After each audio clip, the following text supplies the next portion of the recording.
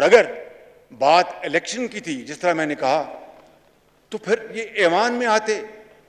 जनाब स्पीकर, मैं ये बात वाज़े कर देना चाहता हूं इस जत्थे के सरबराह को कि तुम्हारी डिक्टेशन नहीं चलेगी, ये हाउस खुद फैसला करेगा। हमें शफाफ इलेक्शन कराने हैं, कब कराने हैं ये ऐवान फैसला करेगा, ये ऐवान फैसला करेगा। और जब तक ये कोलिशन गवर्नमेंट चाहेगी, हम दिन रात मेहनत करके मसाइल को हल करेंगे।